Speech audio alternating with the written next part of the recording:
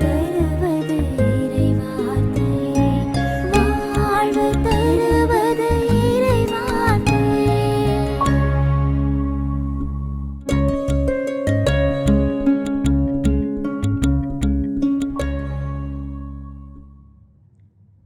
உலகெங்கும் வாழும் மாதா தொலைக்காட்சியின் அன்பர்களே, உங்கள் அனைவருக்கும் இனிய வணக்கம். ஆண்டின் பொதுக்காலம் 7ஆம் ஞாயிறு திருப்பலி வாசகத்திற்கான விளக்கத்தை வாழ்வு தரும் இறைவார்த்தை என்னும் இந்நிகழ்ச்சியிலே நாம் பார்க்க இருக்கின்றோம். ஆண்டவர் இயேசுவினுடைய இறையாட்சியின் விழுமியங்களில் முதன்மையானது என்று கூட நாம் சொல்லலாம் மன்னிப்பது, பிறரை மன்னிப்பது, அதிலும் குறிப்பாக பகைவரை மன்னிப்பது. இது ஒரு மகத்தான பண்பு. இன்றைய நாட்களில் நாம் பார்க்கின்ற திரைப்படங்களிலோ அல்லது தொடர்களிலோ அல்லது நம்மை சுற்றி நடைபெறுகிற அன்றாட நிகழ்வுகளிலோ மன்னிப்பு என்பது அரிதாகவே இருக்கிறது. அடுத்தவரை கொல்ல வேண்டும், அடுத்தவரை பழிவாங்க வேண்டும், அடுத்தவரை அவமானப்படுத்த வேண்டும் என்கின்ற போட்டி எண்ணம், பொறாமை எண்ணம், வெறுப்பு, சினம், இதுதான் மக்களுடைய உள்ளத்தில் அதிகமாக இருக்கிறது. ஆனால் மன்னிப்பு ஆண்டவர் இயேசுவினுடைய மகத்தான விழுமியம், மதிப்பீடு அது. இன்றைய வாசகங்கள் இதை மையப்படுத்துகின்றன. இந்த அறிவுரையை நாம் எப்படி வாழ்வாக்கலாம் என்பதை குறித்து நாம் பார்க்கலாம். இன்றைய முதல் வாசகம் சாமுவேல் முதல் புத்தகத்திலிருந்து 26ஆம் அதிகாரத்திலிருந்து நாம் எடுக்கின்றோம். சாமுவேல் இறைவாக்கினர் இஸ்ராயேல் மக்களுடைய முதல் அரசரை அபிஷேகம் செய்கின்றார், திருப்பொழிவு செய்கின்றார். தன்னுடைய இந்த புத்தகத்தின் 9ஆம் அதிகாரத்திலே பார்க்கின்றோம். அதே வேளையிலே அவர் அரசராக இருக்கும் பொழுதே தாவீது திருப்பொழிவு செய்யப்படுகிற அந்த திரு நிகழ்வு நடக்கின்றது. இது ஒரு சிரமமான காலகட்டம். 2 அரசர்கள், 2 தலைகள், இந்த இருவருடைய இந்த மோதல் தான் இந்த புத்தகத்திலே பல இடங்களிலே இடம்பெறுவதை பார்க்கின்றோம். ஒருவர் தலை தூக்கி நிற்கும் பொழுது, அதிகமான புகழும் பேரும் வாங்கும் பொழுது இன்னொருவரால் அதை ஜீரணிக்க முடியாமல் போய்விடுகிறது. இந்த காழ்ப்புணர்வு, இந்த காய்மகாரம் என்று சொல்லுகின்றோம், பொறாமை உணர்வு அழிக்கின்ற அந்த சிந்தனையை தூண்டும் பொழுது தான் மன்னிப்பு எவ்வளவு தேவைப்படுகிறது என்பதை உணர்த்தும் வண்ணமாக இன்றைய முதல் வாசகம் நமக்கு கொடுக்கப்பட்டிருக்கின்றது. எதற்காக முதலாவதாக திருநிலைப்படுத்தப்பட்ட சவுல் அரசரை ஆண்டவர் நிராகரித்தார்? ஏன் இந்த பொறாமை என்ற கொடிய மிருகம் அந்த சவுல் அரசருக்குள்ளாக வந்தது?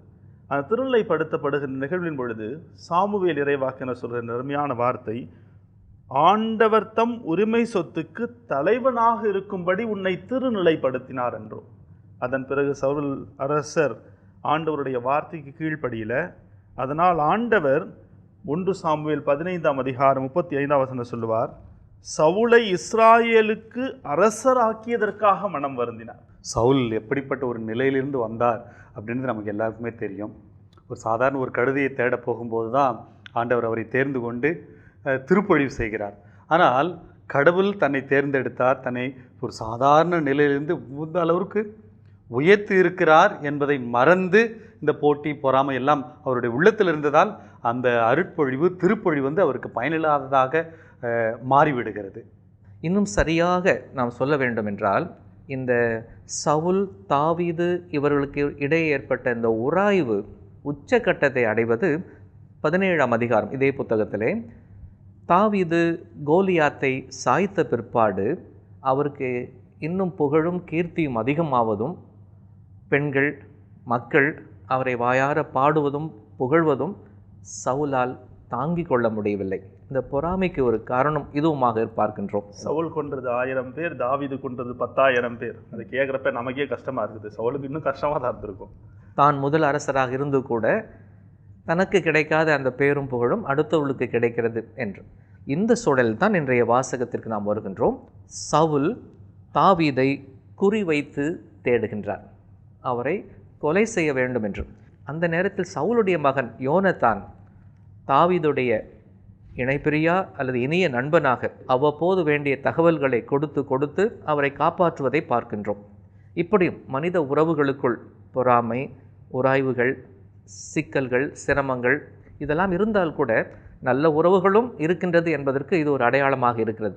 இதில் 2 கருத்துக்கள் இருக்கின்றன. ஒன்று தாவீது அவரை கொல்லாமல் விடுகிறார், அது அவரிடத்தில் இருக்கக்கூடிய ஒரு பெருந்தன்மை. இரண்டாவது, கொல்லாமல் விடுவதற்கு ஒரு காரணத்தை சொல்லுகிறார். அவர் திருப்பொழிவு பெற்றவர், ஆகவே அவரை நீ கொன்று விடாதே அப்படின்னு சொல்லுகிறார். தாவீதுக்கு 2 கோல்டன் ஆப்பர்ச்சுனிட்டி கிடச்சிச்சு. இது ஒன்று மட்டுமல்ல, 26ஆம் அதிகாரம் மட்டுமல்ல, 24வது அதிகாரத்திலும் கூட தாவீது சவுலை கொல்லாது விடல்.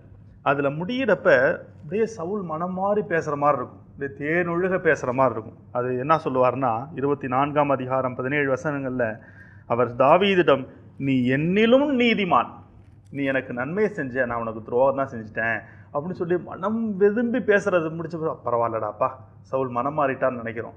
ஆனால் அதன் பிறகு 26ஆம் அதிகாரம் தொடக்கத்தில் தாவீதை கொல்வதற்காக சவுல் ஏறக்குறைய 3000 பேருடன் வருகிறார். இன்னும் மனம் மாறலை. ஏன்னா பொறாமைன்றது ஒரு காட்டுத்தீ, அந்த உள்ளத்தில் பற்றி இருந்துச்சுன்னா கடைசி வரைக்கும் அவனால் அதை அணைக்கவே முடியாது. அதான் புனித அகுஸ்தீனார் சொல்லுவார், யாரிடம் பொறாமை இருக்கிறதோ அவரிடம் அன்பு நிச்சயமாக இருக்காது. சவுலை கொல்லுவதற்கு எனக்கு எல்லா உரிமையும் உண்டு என்ற ஒரு சூழ்நிலையிலும் கூட தாவீது பாருங்க, கடவுளுடைய பார்வையில் சிறந்தவராக நான் இருக்க வேண்டும், கடவுளுக்கு அஞ்சி ஒரு வாழ்க்கையை நான் வாழ வேண்டும் அப்படின்றது ஒரு எடுத்துக்காட்டாக இருக்க அவரை கொல்லாமல் விடுகிறார். இந்த பண்பு இன்றைக்கு நம்ம எல்லாருமே கற்றுக்கொள்ளக்கூடிய ஒரு பண்பாக இருக்கிறது. திருப்பொழிவு செய்யப்பட்ட அருட்தந்தையர்களாக இருக்கலாம், துறவிகளாக இருக்கலாம், இறைமக்களாக இருக்கலாம், ஒவ்வொருவருமே நாம் மன்னித்து வாழ வேண்டும் என்ற ஒரு மேலான கருத்தை இன்னைக்கு தாவீது நமக்கு கற்றுக் கொடுக்கிறார். மறைந்த விவிலிய மாமேதை கர்தினால் மரியா மார்டினி அவர்கள் டேவிட் அப்படிங்கிற பேரில் ஒரு புத்தகம் எழுதியிருக்கிறார். அதனுடைய முன்னுரையில் அவர் சொல்லுகிறார், மிகவும் பலமான ஒரு மனிதர், அவர் போர்களில் வல்லவர், பெண்கள் விஷயத்தில் மிகவும் பலவீனமானவர், இப்படியெல்லாம் ஒரு இடத்துல இல்லை பலவீனம் இருந்தாலும் அவருடைய பெருமைக்குரிய விஷயம் என்ன அப்படின்னு சொல்லி அவர் கேள்வி கேட்டுட்டு அவர் அதிலே பல சொல்கிறார், கடவுளுடைய சன்னிதானத்திற்கு வருகிற பொழுது அவரிடத்திலே சாஷ்டாங்கமாக விழுந்து மன்னிப்பு கேட்டு விடுகிற அப்படி ஒரு பண்பு, அதை போன்று இந்த மன்னிப்பை அடுத்தவர்களுக்கு வழங்குகின்ற ஒரு மாண்பு, இதுதான் தாவீதை உண்மையிலேயே மிகப்பெரிய ஒரு கதாபாத்திரமாக நமக்கு நல்ல படிப்பினையாக பழைய ஏற்பாட்டில் வைத்திருக்கிறது அப்படின்னு அவர் சொல்லுகிறார். தாவீதுக்கு சவுல் மீது அவ்வளவு அதிகமான ஒரு கரிசனை அன்பு இருந்தது. ஆனால் நீங்கள் ஏற்கனவே குறிப்பிட்டது போல அந்த பொறாமை அவரை இன்னும் அதிகமாக வாட்டி வதைப்பதால் இதெல்லாம் அடிபட்டு, நல்ல குணங்கள் நல்ல உறவு நிலைகள் எல்லாம் அடிபட்டு போவதை பார்க்கணும். நாம் பாதிக்கப்படும் பொழுது அந்த பழிவாங்கும் எண்ணம் நம்மை தாண்டி சென்று விடுகிறது. அங்குதான் நம்முடைய கட்டுப்பாட்டிலே வைத்திருக்க வேண்டியது இந்த பழிவாங்கும் எண்ணத்தை. அதற்கு மருந்து மாற்றுதான் மன்னிக்கின்ற அந்த மனப்பான்மை. இன்றைக்கு பல குடும்பங்கள் தன்னுடைய நிம்மதியை, மகிழ்ச்சியை எல்லாத்தையும் இழக்கிறது தான் அதுக்கு அடிப்படை காரணம் இந்த போட்டி, பொறாமை. நான் வளர வேண்டும் அப்படின்ற எண்ணத்தை விட மற்றவங்க வளர்ந்துடக்கூடாது அப்படின்ற நினைக்கக்கூடிய ஒரு எண்ணம் இன்றைக்கு எல்லா குடும்பங்களிலும் வந்திருக்கு. அதனால தான் இன்றைக்கு நிறைய குடும்பங்களிலே அந்த ஒரு ஏற்றுக்கொள்ளக்கூடிய தன்மையோ, மன்னிக்கும் தன்மையோ, மகிழ்ச்சியோ இன்றைக்கு இல்லாமல் இருக்கிறது. இன்றைக்கி ஒரே குடும்பத்தில் நினைக்கிறாங்க, நான் மன்னிச்சா அது எனக்கு கௌரவ குறைச்சல். ஒரு சில பெருமையாக சொல்லுவாங்க, அந்த வீட்டோட நான் 15 வருஷமாக பேசுறதில்லை அப்படின்வாங்க. அது பெருமை கிடையாது, அது ஒரு கேவலம். நான் ஒருத்தரை மன்னிக்காமல் இருக்கிறது அப்படின்றது என்னுடைய கிறிஸ்துவ விழுமியத்திற்கு எதிரானது. நான் ஆண்டவர் இயேசு கிறிஸ்துவை வாங்குறேன் அப்படின்னா மன்னிப்பு என்னுடைய இரத்தத்திலும் கலந்திருக்க வேண்டும், என்னுடைய நாவிலும் வெளிப்பட வேண்டும், என்னுடைய செயல்பாட்டிலும் இருக்க வேண்டும்.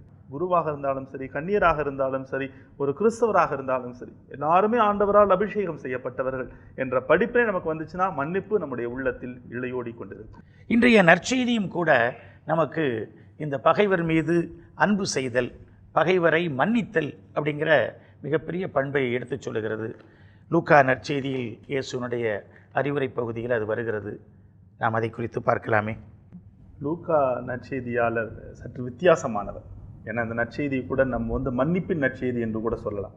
அதனால் இந்த இதில் நற்செய்தியில் பார்க்குற அந்த பகைவருக்கு அன்பு செய்யுங்கள் என்ற ஒரு அருமையான ஒரு படிப்பினையே ஆண்டவருடைய வார்த்தையை கேட்டு மட்டுமல்ல, மனதளவில் உள்ளார்ந்த அளவில் அதை உணர்ந்து எழுதியிருப்பதாகத்தான் நான் இந்த நற்செய்தியை பார்க்கிறேன். லூக்கா நற்செய்திக்கே உரித்தான அந்த சமவெளி போதனை, அதனுடைய தொடர்ச்சி தான் இது. அதாவது ஒரு சீடத்துவத்திற்கு அழைப்பு இது.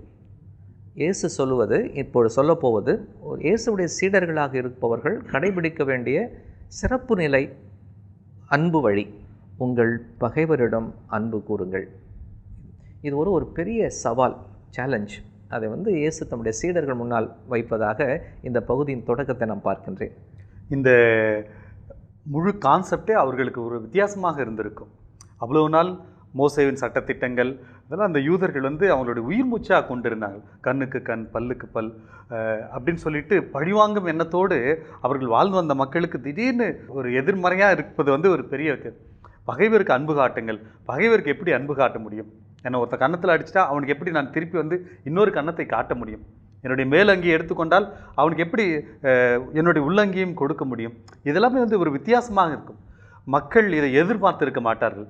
தங்களுடைய மெஸ்ஸியா எப்படி வருவார், ஒரு பெரிய போர் வீரனாய் மாவீரனாய் வருவார் என்று எதிர்பார்த்திருந்த அந்த மக்களுக்கு ஒருவேளை இது ஏமாற்றமாக கூட இருந்திருக்கும். எப்படி என்னை வெறுப்போருக்கு நான் நன்மை செய்கிறது? என்னை ஒருத்தர் திட்டிட்டு இருக்கிறான், நான் அவனுக்கு பரவாயில்லப்பா, ஆண்டவர் உன்னை ஆசீர்வதிப்பார்னு சொன்னால் பக்கத்தில் இருக்கான், என்ன அவன் திட்டிகிட்டு இருக்கிறான், நீ பாட்டு போய் ஆசை வாங்கிட்டு இருக்கிறேன்னு சொல்லி நம்மளே கேவலமாக பார்ப்பான். ஆக அவன் 2 வார்த்தை திட்டினானா நான் ஒரு வார்த்தையாக திட்டணும். இப்போ அப்படிப்பட்ட மனநிலை தான் இன்றைக்கி வந்துட்டு இருக்கிறப்ப இது எல்லாம் இன்னைக்கு சாத்தியமா என்பதுதான் ஒரு மிகப்பெரிய கேள்வியாக இருக்கிறது. ஜூட் சொன்னது போல அப்படிலாம் செஞ்சினா அவன் பிழைக்க தெரியாதவன், வாழ தெரியாதவன் என்று இந்த சமுதாயம் எனக்கு ஒரு முத்திரை குத்திவிடும். இந்த கட்டத்தில் ஒரு யதார்த்தத்தையும் ஆண்டவர் இயேசு முன்னாடி வைக்கிறாரு. அன்பு அன்பு என்று ஆண்டவர் சொன்னாலும் அன்பு செய்யும் பொழுது எல்லோரும் உங்களை திரும்ப அன்பு செய்து விட மாட்டார்கள். இதற்கு நாம் எதிர்பாராத ஒரு எதிர்ப்பு, பகைமை இதெல்லாம் இருக்கத்தான் செய்யும். உறவுகளில் இப்படிப்பட்ட நலிவுகள், சுழிவுகள், இப்படிப்பட்ட ஏமாற்றங்கள், திருப்பு முனைகள்லாம் இருக்கத்தான் செய்யும். ஆனால் அதை எப்படி நம்ம கையாள போகின்றோம் என்பது தான் இயேசு வலியுறுத்தி சொல்லும் பொழுது 4 காரியங்களை வலியுறுத்தி சொல்லுகிறார். அந்த 27, 28 வரும்பொழுது, உங்கள் பகைவரிடம் அன்பு கூறுங்கள், உங்களை வெறுப்போருக்கு நன்மை செய்யுங்கள், உங்களை சபிப்போருக்கு ஆசி கூறுங்கள், உங்களை இகழ்ந்து பேசுவோருக்காக இறைவனிடம் வேண்டுங்கள். இது 4மே பார்த்தீங்கன்னாக்கா இயேசு ஒரு கோணத்தில் நாம் யாரையெல்லாம் ஒதுக்கி வைத்து விடுவோம் அல்லது அவர்கள் நம்முடைய வட்டத்திலே, நம்முடைய கட்டத்திலே, நம்முடைய உறவிலே வரமாட்டார்கள் என்று அவர்களை ஒதுக்கி விடுவோமோ என்ற ஆபத்து இருக்கிறதோ அதையெல்லாம் என்ன செய்கிறார் இயேசு? எல்லோரையும் சேர்த்துக்கொள்ள செய்கிறார். எல்லோரையும் சேர்த்துக்கொள்ள ஒரு வழி மட்டுமல்ல, பல வழிகள் இருக்கின்றன. பலர் நம்மிடமிருந்து வித்தியாசப்படலாம், ஆனால் நாம் பல வழிகளில் அவர்களை நாம் நம்முடைய உறவிலே வைத்து கொள்ளலாம், இணைத்து கொள்ளலாம் என்ற அந்த வாய்ப்புகளை, அந்த சாத்தியக்கூறுகளை நம் முன்னால் வைப்பதனால் தான் இந்த 4 பிரித்து இயேசு நமக்கு சொல்வதாக நான் பார்க்கின்றேன். இதில் முத்தாய்ப்பா வருகிற பொழுது அவர் என்ன சொல்கிறார் அப்படின்னா, இந்த மன்னிப்புக்கு நீங்கள் கடவுளை உற்று பாருங்கள், கடவுளுடைய இரக்கத்தை நீங்கள் மனதில் கொள்ளுங்கள். அவர் உங்களை எப்படி மன்னித்திருக்கிறார், அதை நீங்கள் மனசில் உள்வாங்கினீங்கன்னா உங்களுக்கு இந்த மன்னிக்கிற ஆற்றல் வரும். அப்படிங்கிற மாதிரி தான் இந்த பகுதி நிறைவுக்கு வருகிறது. நீங்கள் நிறைய தியானங்கள்லாம் கொடுத்துருக்குறீங்க ஃபாதர். இந்த மன்னிக்கிறது எப்படி ஒரு மனிதனுக்கு உடல் சுகம் கொடுக்கிறது, உறவுகளில் அது நன்மையை பெற்றுத்தருகிறது, மன்னிப்பு எவ்வளவு கண்டிப்பானது, முக்கியமானது ஒரு மனிதன் நல்லா வாழ்கிறதுக்கு, அதை குறித்து நீங்கள் சொல்லுங்களேன். போகின்ற இடத்தெல்லாம் இந்த தியானம் கொடுக்கும்போது இந்த மன்னிப்பு வழிபாடை அதிக அளவு அங்கே வலியுறுத்தி சொல்லும். அப்போ போய் ஒரு மன்னியுங்க, உங்கள் அப்பாவும் மன்னிங்க, உங்கள் அம்மாவும் மன்னிங்க, கணவனை மன்னிங்க, மனைவியை, பிள்ளைகளை எல்லாம் மன்னிங்க, நீங்கள் மன்னிக்கிற போது உங்களுக்கு விடுதலை கிடைக்கும் அப்படின்னு சொல்லிட்டு அந்த தியானங்களையெல்லாம் நடத்தும்போது அந்த மன்னிப்பு வழிபாட்டுக்கு முக்கியத்துவம் கொடுக்கின்ற போது அங்கே நிறைய விடுதலை கிடைக்கும். இந்த மன்னிப்புக்கு அந்த அளவுக்கு சக்தி இருப்பதை நான் பார்த்துருக்கிறேன். அது மன்னிப்பில் சிறந்த மன்னிப்பு பழைய ஏற்பாட்டில் வழக்கமாக யோசேப்பு அவருடைய சகோதரர்களை மன்னித்து சொல்லுவாங்க. ஆனால் அதற்கும் சிறப்பானதாக நான் பார்க்குறது என்னென்னா எசா யாக்கோபு.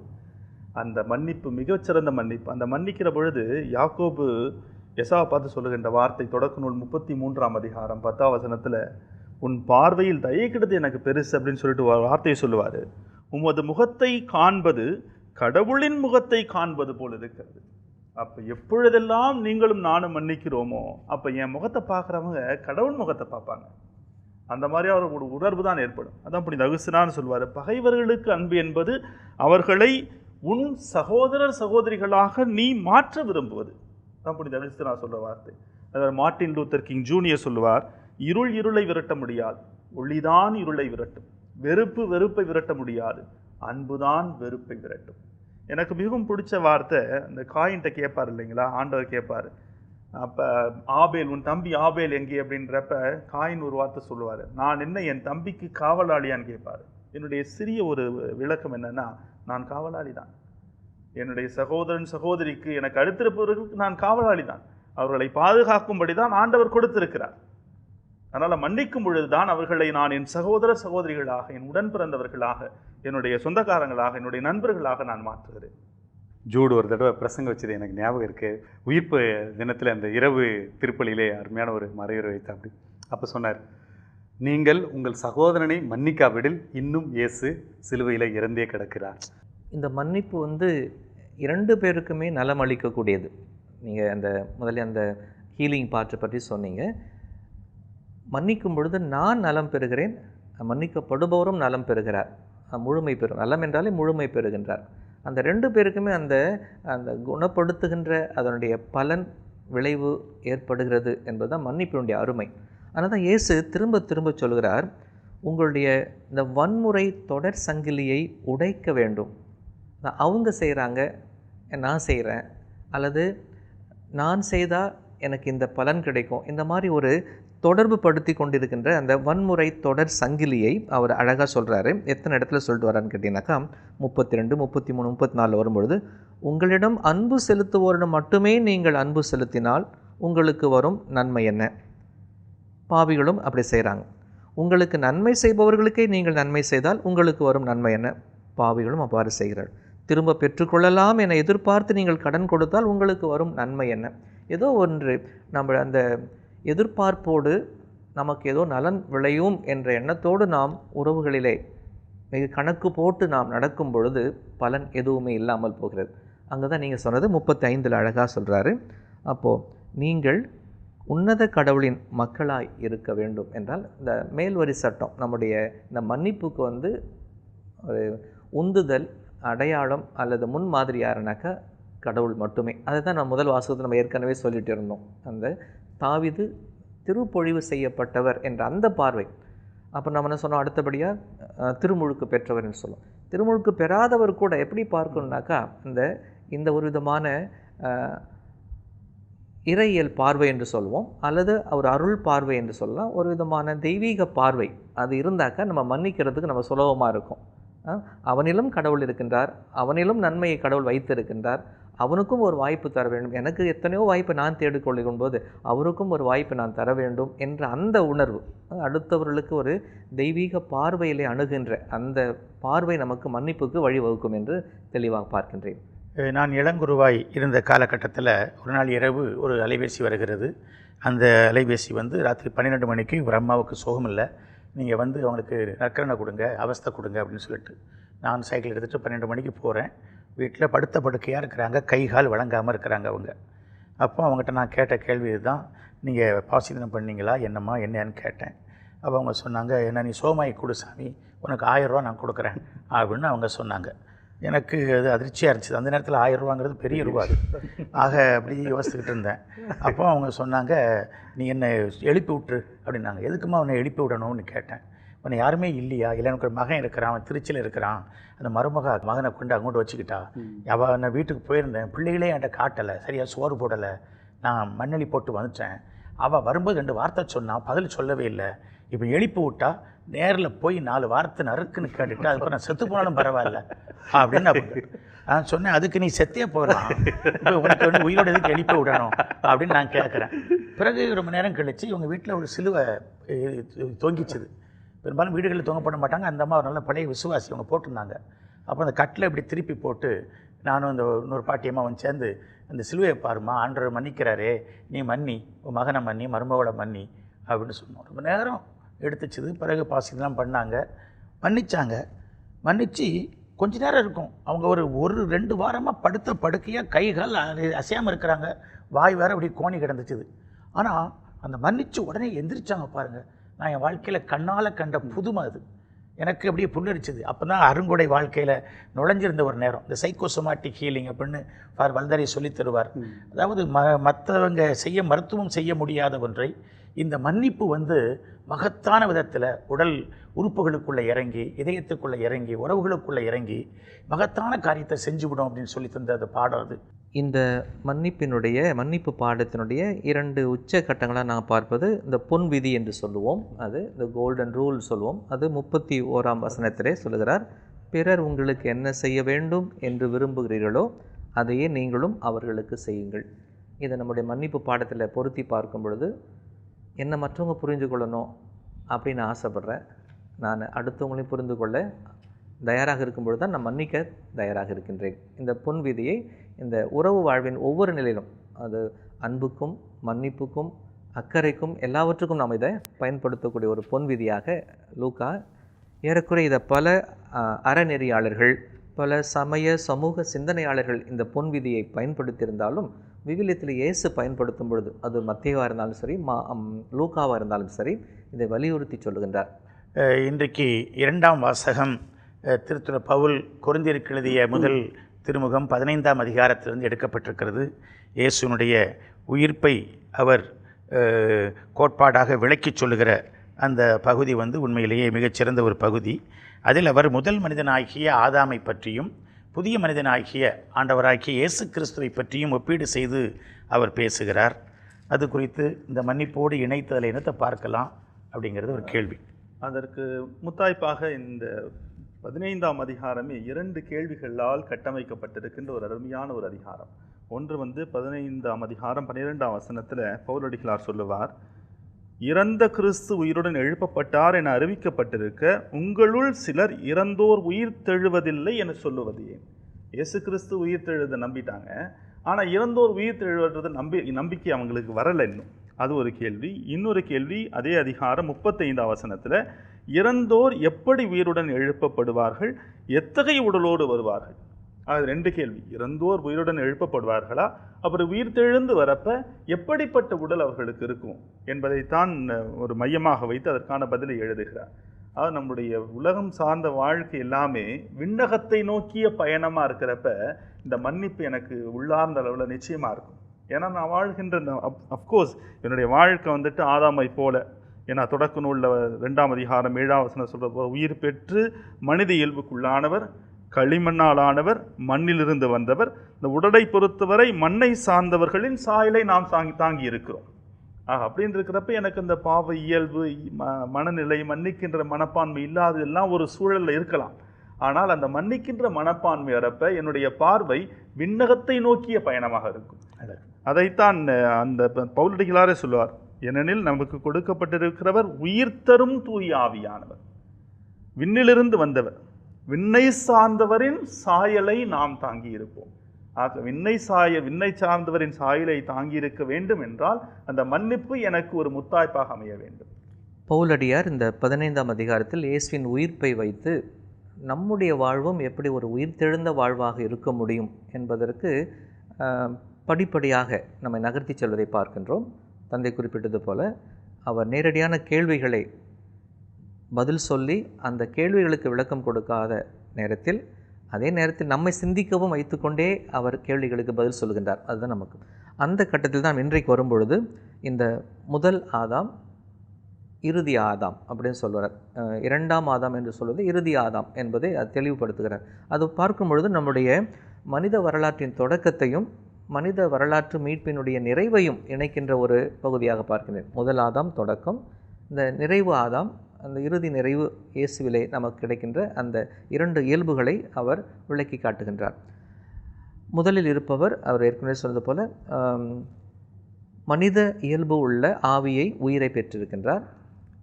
இயேசு தன்னிலே ஆவியானவரை பெற்றிருக்கின்றார். அப்போ இந்த மன்னிப்பு இதெல்லாம் பார்க்கும் பொழுது முதல் மனித இயல்பு மட்டும் இருந்தால் நம்மால் அது சாத்தியமாகாது. இது மன்னிப்பு என்பது ஒரு கடவுளுடைய கொடை. நான் மன்னிக்கப்படுவது எப்படி கடவுளுடைய கொடையோ, கடவுள் எனக்கு கொடுக்கிற ஒரு கொடையோ, நான் அடுத்தவர்களை மன்னிப்பதும் அது ஒரு கொடை. நான் பெற்றுக்கொண்டதை பிறரோடு பகிர்ந்து கொள்கிறேன். அதான் சொல்வேன், மன்னிப்பில் 2 காரியம் நடக்குது. ஒருத்தரை மன்னிக்கும் பொழுது ஒன்று நான் மன்னிக்கப்பட்டவன் என்பதை அறிக்கையிடுகின்றேன். 2வது நான் மன்னிக்கப்பட்டதை அவரோடு கொண்டாடுகின்றேன். கொண்டாட்டத்துக்கு இன்னொருத்தர் வேணும். தனியாக ஒருத்தர்னா டான்ஸ் ஆடினா ஒரு மாதிரி சொல்லுவாங்க எல்லாம். நம்ம அப்போ நான் மன்னிக்கப்பட்டதை இன்னொருவோடு கொண்டாடும் பொழுது தான் அவரோடு இதை பகிர்ந்து கொண்டு அறிக்கையிட்டு மகிழ்ந்து நான் கொண்டாடுகின்றேன். அப்போ இந்த 2 இயல்புமே ஆதாமுடைய இயல்பில் மட்டும் நம்ம இருந்தால் நம்மால் மன்னிக்க முடியாது. நாம் அதை தாண்டி நம்முடைய சுய வரம்புகளை தாண்டி வெளியே போக முடியாது. ஆனால் தான் சொல்கிறாரு, ஆதாம் உயிர் வாங்கியவர், இரண்டாம் ஆதாம் அல்லது இறுதி ஆதாம் உயிர் கொடுப்பவர். அதை பார்க்கின்றோம். முதல் ஆதாம் மண்ணிலிருந்து வந்தவர். இந்த இயேசு நிறை ஆதாம் விண்ணிலிருந்து வந்தவர்.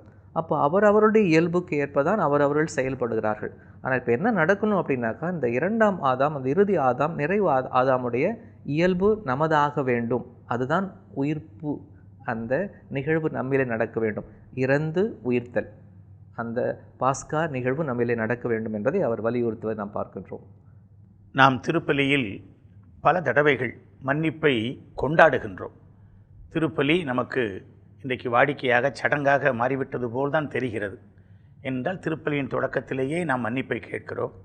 பிறகு திருப்பலியில் கர்த்தர் கற்பித்த ஜெபம், ஆண்டவரே சொல்லி தந்த ஜெபத்திலே பிற குற்றங்களை நாங்கள் மன்னித்துள்ளது போல எங்கள் குற்றங்களை மன்னியும் என்று நாங்கள் சொல்லுகிறோம். பிறகு ஒப்புரவாவதற்கு ஒரு வழி, ஒருவரோடு நாம் அமைதியை பகிர்ந்து கொள்கிறோம், சமாதானம் என்று ஒப்புரவாகிறோம். ஆனால் அது வாடிக்கையாக வேடிக்கையாக மாறிப்போய்விட்டதா என்பதுதான் கேள்வி. இந்த திருப்பலியை இன்னும் பொருளுள்ளதாக்க இன்றைய வாசகங்கள் மன்னிப்பை மையப்படுத்தி நமக்கு அழகான கருத்தை சொல்லி தந்திருக்கின்றன. இந்த மன்னிப்பு வேறு எந்த சேனலிலும் கிடைக்காத ஒரு அபூர்வ கருத்து. இது நமக்கு வாழ்வை தருகிறது, இது நமக்கு உறவை தருகிறது, இது கடவுளோடு மனிதரோடு நமக்கு நல் வாழ்வை கொண்டு வந்து தருகிறது. இந்த கருத்தை நாம் வாழ்வாக்குவோம். இயேசுவுக்கு புகழ், இயேசுவுக்கு நன்றி, மரியே வாழ்க. வாழ்க.